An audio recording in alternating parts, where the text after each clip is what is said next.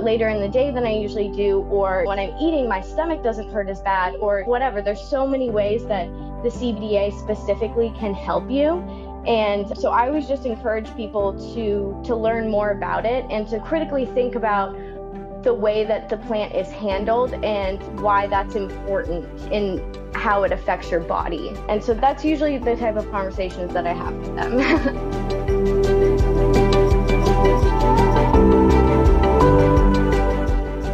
Welcome to the Miracle Plant Podcast, the show that inspires, promotes, and gives you a daily dose of inspiration from the people who have used cannabis to change their lives in extraordinary ways. Here's your host, Justin Benton. Welcome to the Miracle Plant Podcast, where we talk about this miracle plant with so many names helping people out in extraordinary ways. Today, we have a special guest, someone who's been along for the ride and seen incredible things happen on a daily basis. She actually works with us, and she has a hand in making sure that these incredible products get delivered around the world to the people who need these products the most.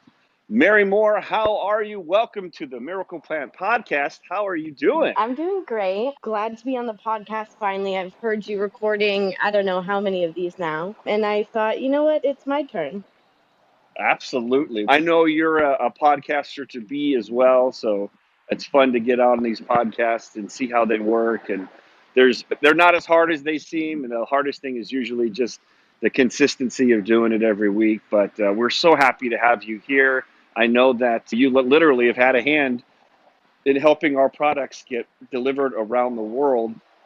And I'd love for you to maybe share a little bit of your journey about this miracle hemp plant or cannabis plant, whatever you want to call it, and how has it helped you or how has it affected your life?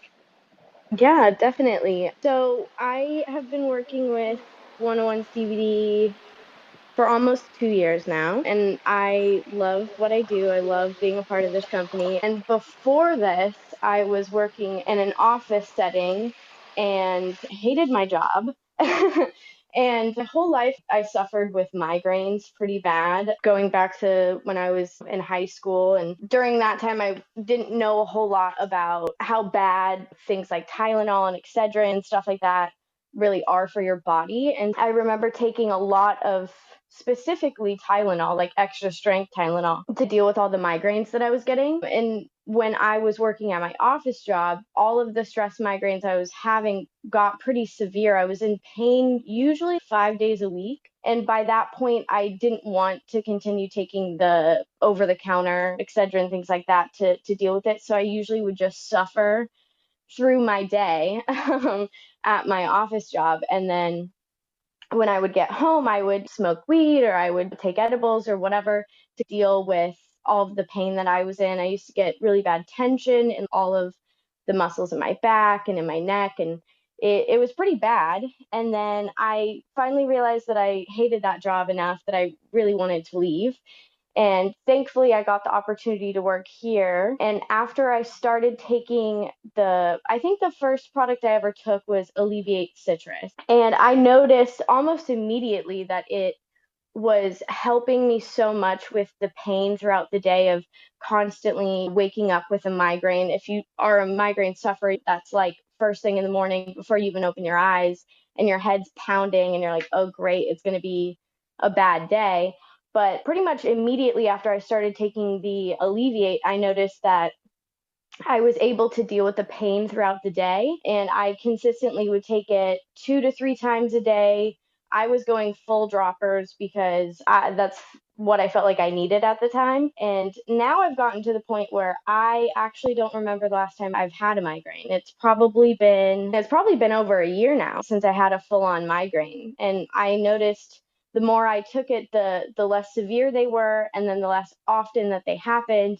And now I'm at the point where I don't even consider myself like a migraine sufferer anymore. I don't even say that I have migraines because I don't remember last time I've had one. So that's how my journey with CBD went. I definitely tried other brands. I tried other products, and some of them helped a little bit more than others. A lot of them had a lot of THC in them, so I wouldn't like taking it during the day because I wanted to not be high at work or whatever. But definitely, I never tried any other product besides ours that really helped in the way that it did. And essentially, in my opinion, like cured me of whatever underlying cause that was causing all the migraines I was having. That's kind of my journey with our product specifically. And it definitely majorly impacted my life in a positive way for sure. That's awesome. And back in 1936, before the industrialists like the Hearsts and the DuPonts pulled the wool over Americans' eyes and passed the 1937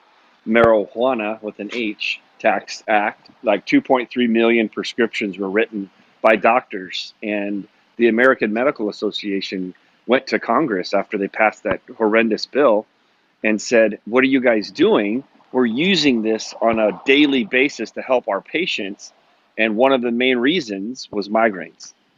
And it's really unfortunate that for that time period there for 75 or 80 years, people didn't have access to a healthy alternative that would actually help alleviate the migraines and wouldn't hurt your liver and kidneys and insides of your stomachs and things that those over-the-counter aspirin and Tylenol and ibuprofen that does. Yeah, it's amazing. And sometimes I think we take this miracle plant for granted. I know sometimes I do. And it's because sometimes you just forget where you were or where your family member was and how desperate you were to find relief.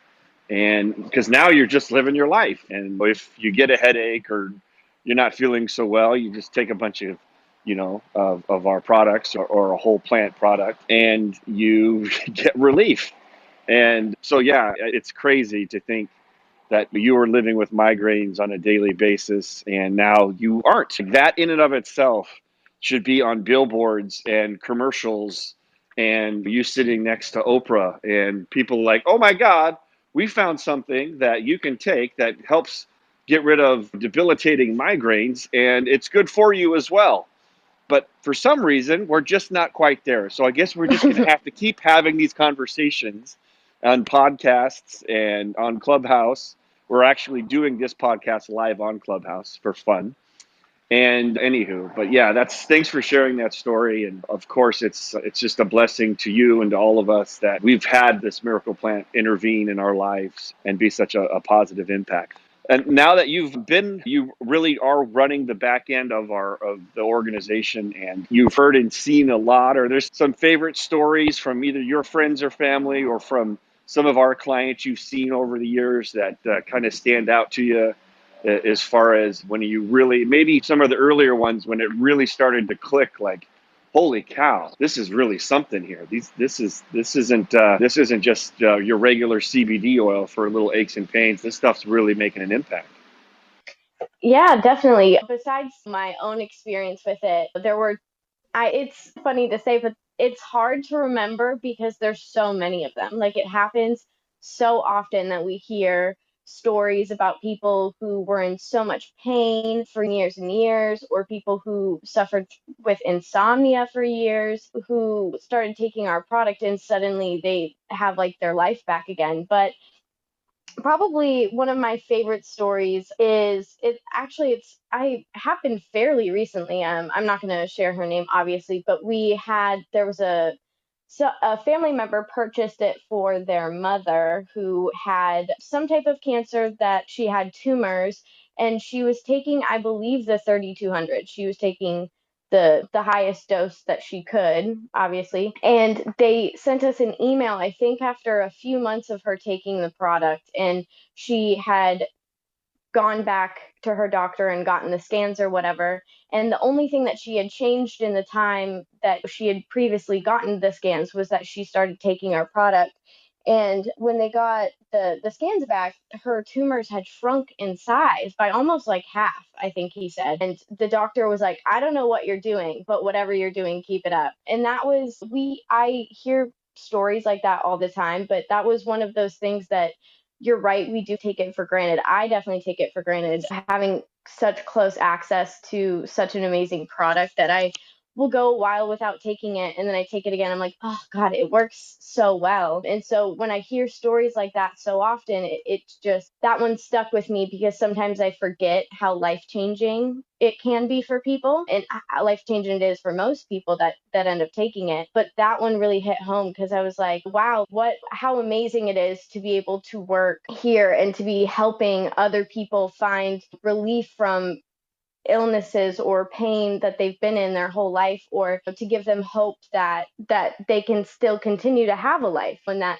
whatever prognosis they got from the doctor might not be their fate, that there is hope. And so I don't know, that definitely stuck with me. But there's so many stories I hear all the time, even the very minimal ones of like, I wasn't able to sleep and now I fall asleep every night with no issue. Like all of those seem like a blessing to me. And something that I've always wanted so much in my life is to help other people. And being here and working for 101 CBD, I feel like I'm fulfilling that. And so it's just, and all the stories we hear just really sit with me. That's awesome. And yeah, it's crazy. It's that's why we have the Miracle Plant podcast. That's why we work as hard as we do to get our message out on the internet, or travel to shows like NOCO that we just had last month. That's why we give talks at medical communities and anywhere we can. We just keep telling these stories because not enough people know about the power of this plant. And there's such a huge stigma that's out there, that people think that it's just people that want to get high and they just want to roll joints and they just want to get stoned. And look, there's two parts of the plant, and there certainly is the recreational side, but there's the medicinal side that more and more people are starting to be awoken, to be enlightened. And I just saw a poll recently, last couple of weeks, that said 91% of Americans are in favor of some form of legal cannabis in the United States. And I mean, that 91%, I don't even think we could get 91% of Americans to agree that the color blue is blue. So it's just incredible that we really are starting to come together. Now, another question for you is, because you are a millennial, and different generations have different perspectives and different experiences and are at different stages of their life. As far as in the millennial community of your friends and your circle of people that you roll with, what do they think? What would you say millennials think about CBD? And you certainly can expand more into medical marijuana or cannabis, but what overall, what do you think the general consensus is, or just the understanding, if you could sum it up for the folks that you run with? I would definitely say the people within my kind of age range, unless they directly work within the medical marijuana or in any facet of the cannabis industry, I would say most people my age have a basic understanding of CBD. They understand that it's not going to get you high, that it's different from THC in that way. But I think that as far as people understanding like CBDA, very little, unless they're around me, in which case I love to talk about it and I love to educate people on what we do here and why CBDA is so important. But as far as like people just having a general knowledge of CBD, I think most people within my age bracket, they understand it. Like if I said CBD, they would know what I was talking about. But it's most likely going to be like a limited understanding of what it really does and all the benefits it has and how it works with your body and that our bodies actually produce it and things like that. I think those kind of, all of that information is still not really known by them. And I don't know if that's because a lot of people are still heavy into more high THC cannabis and things like that, which I am too. There's no problem with it. But I think that because of that, people don't maybe look to see all the benefits that CBD can do for them. And usually, when I would say people with millennials in general, like if they're getting a CBD product, they're most likely going to get it from a dispensary, in which case, there's nothing wrong with getting CBD from dispensaries, but in which case, most of them have some higher dosage of THC in them, and it's not strictly a CBD product. Or if it is, it's definitely not CBDA and most likely like an isolate product. And I think that there's still a lot of education to happen to millennials and things like that, which is obviously why the podcast is here, so we can get the information out, so there's more people who understand why they should be taking CBD and how beneficial CBDA specifically is for them to be taking. Well, thank you for sharing that. That's a great insight and look. So when your friends or do ask you about CBD or CBDA, what do you tell them? This is your chance, because this is going to probably be heard by a few million millennials. So this is your chance to enlighten them. If I was having a conversation, which I've had many of these conversations with my friends, of why they should be taking CBDA specifically, I've heard you and Molly and Janet, I've heard everybody speak about this so many times that typically my pitch falls in similar, but the most important thing that I try to connect with people is, why would you take a beautiful plant and burn it and turn it into a white powdery crap? Why would you mess with Mother Nature and the way that she's giving us all of the different components of the plant that are naturally in there? Why would you mess with that? Rather, when you can basically just juice it the way you would any other like vegetable or, fruit that you're trying to gain all of the nutrition from, instead of burning it and messing with all the molecular stuff of that, just essentially juice it. And that's like the healthiest way that you can consume it and the most natural way that you can consume it. And that CBDA, I'm sure it's been repeated on this podcast many times about Dr. Meshulam and coming out and saying that CBDA was, I think, 1,000 times more powerful than CBD. And I think this study had to do with nausea, how that translates. That's why CBDA is so important versus just CBD. And there's a lot of products on the market that aren't that bad, but why would you settle for a product that's not that bad when you can get something that's really amazing that your body already knows what to do with? And your body is essentially asking for it. And when you take it, you really feel the difference between a product that's not that bad and a product that's extremely good, and that your body knows exactly what to do with it. The CBDA goes to every receptor, all of the cells in your body. So why wouldn't you be taking that? And I think that even if you're taking it for one specific reason, it usually helps in so many other facets of your life that you maybe didn't realize that you needed help with. If you're taking it for pain and suddenly you notice, wow, I'm sleeping so much better, or I have more energy later in the day than I usually do, or when I'm eating, my stomach doesn't hurt as bad, or whatever. There's so many ways that the CBDA specifically can help you. And so I always just encourage people to learn more about it and to critically think about the way that the plant is handled and why that's important in how it affects your body. And so that's usually the type of conversations that I have with them.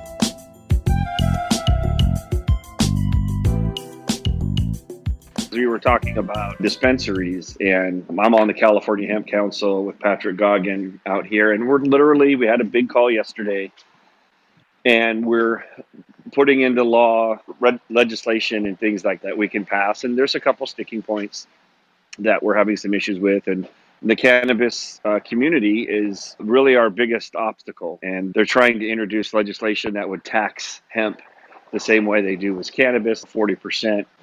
And they're really just guarding their domain. And at the end of the day, when I go to the dispensary, we have a dispensary up here, Ojai Greens, which I like. We have 3 dispensaries up here in Ojai. And I went up there on 420 to see what was going on. And you look at the product selection of CBD products, and usually they'll only have one, if it's in stock, of a true CBD product. I think it's a 30-to-1. And so it's a legitimate CBD product.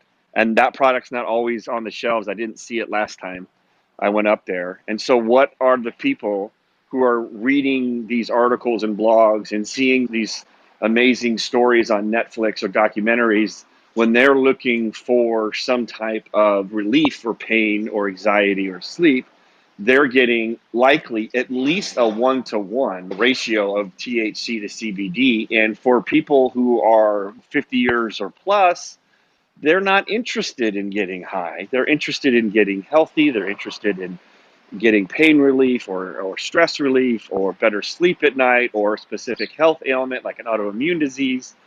And the products that are in the dispensaries right now, just in my opinion, they are not up to snuff. And even when you buy some of the other products, because I like to sample a bunch of different stuff and just see what's in there and try some things. And THC is not my favorite cannabinoid.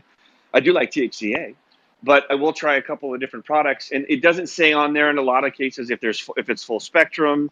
I don't see a COA of the type of products that there are. So my assumption is that a lot of the products that have CBD in them, a lot of those are made from isolates.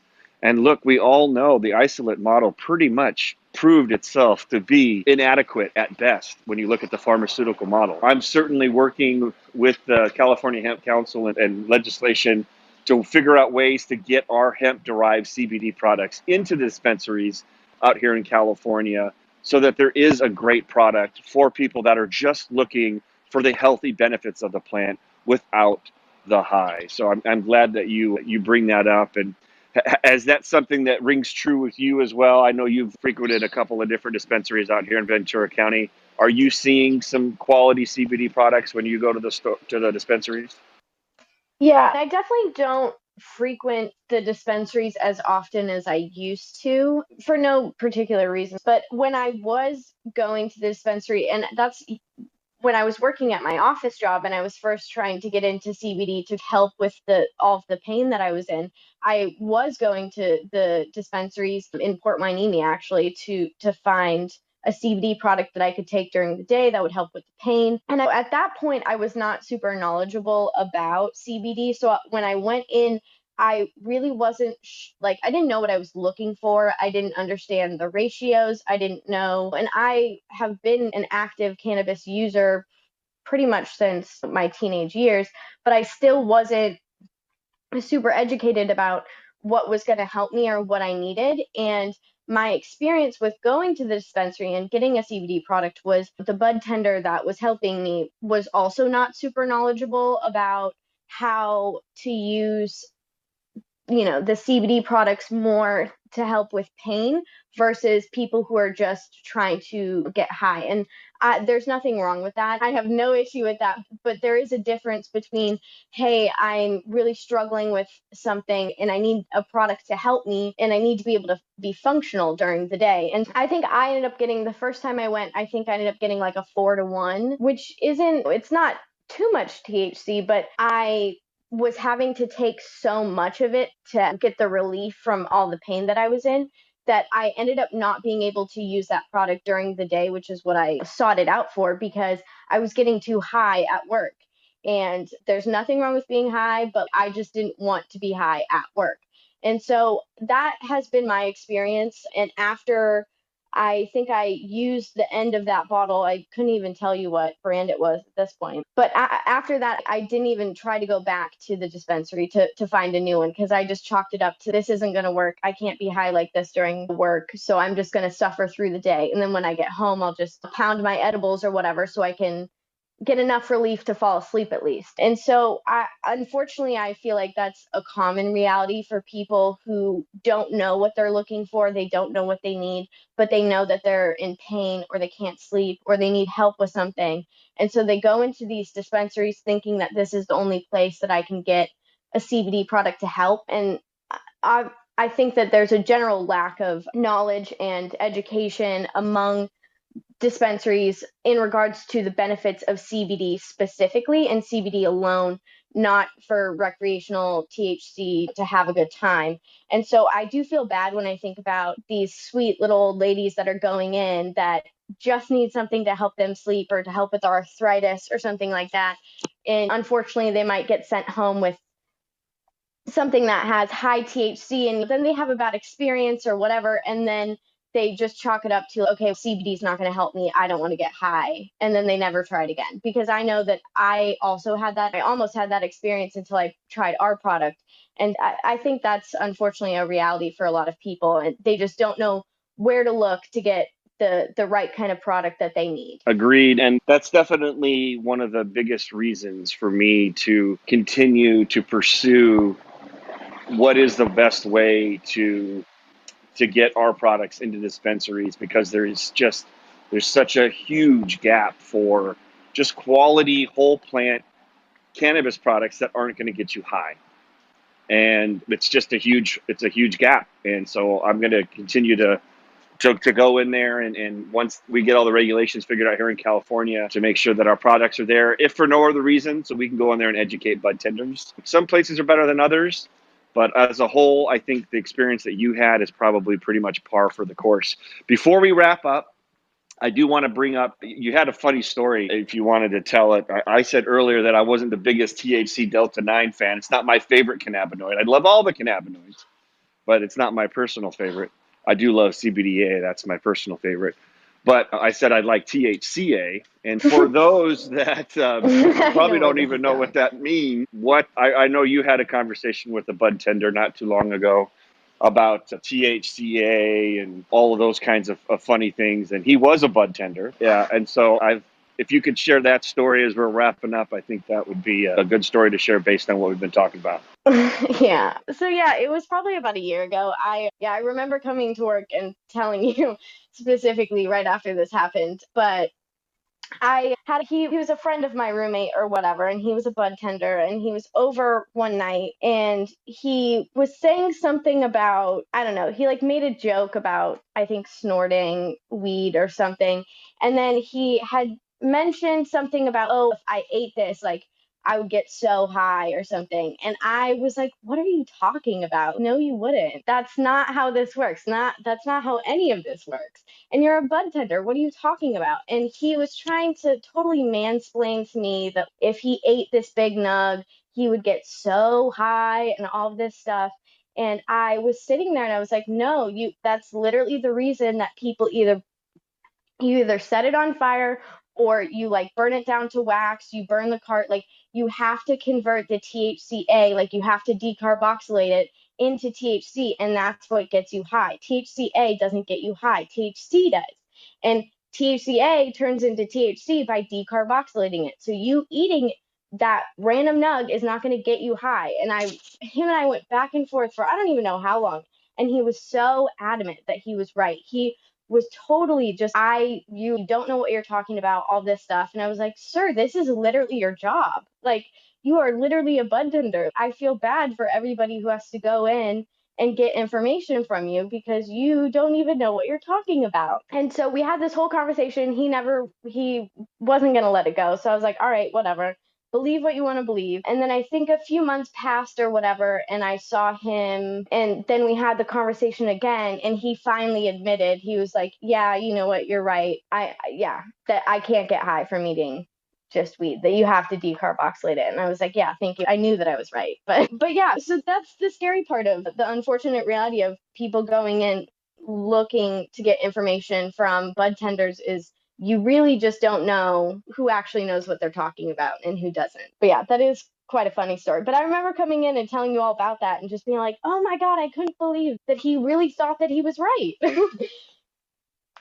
That's a funny story. I love that. And it's a little sad that where people go to get information and basically like a consultation of what would be the best product for them, that there's just that huge gap there. So we have a lot of work to do, and we'll just keep having these podcasts and keep figuring out ways to educate people about this plant. And yeah, I'm so happy that you had a chance to come on, and we're so grateful for all the hard work that you do and help spreading our mission to heal the world by sending out products. We're up here in Ojai, California, and it's amazing that I sometimes sit back and think Mary has a pretty cool gig because she has a hand in every order that goes out around the world and at our retail location. So for all the healing that's going on, she has a direct hand in it, and pretty powerful to be involved in so much just